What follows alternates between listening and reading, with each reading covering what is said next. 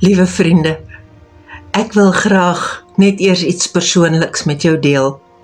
Ek wil graag vir elkeen wat gereeld bydra, dankie sê.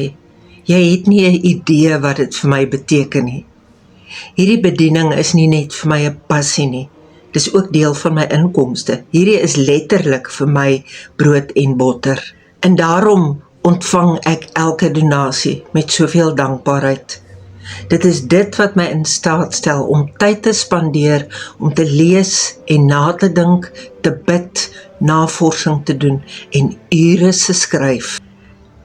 Ek besef dat nie elkeen in die posisie is om 'n bydrae te lewer nie. Ek wil jou gerus-stel, as jy dit nie kan doen nie, bly jy welkom. Hierdie dagstukke sal altyd 'n gratis bediening wees. Ek wil nooit hê dat enige persoon uitgesluit moet wees, net omdat hulle nie kan bydra nie.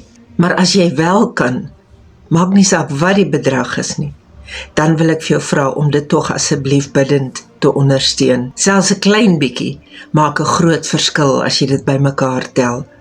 My bankbesonderhede verskyn hieronder in die skerm.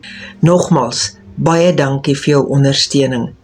Al is dit nie finansiëel nie, dan ook vir jou gebede. Dit kan ek ook nie sonder leef nie. Mag jy deur die Here geseën word in Julie maand en mag ons geloofsreis nog ver baie loop.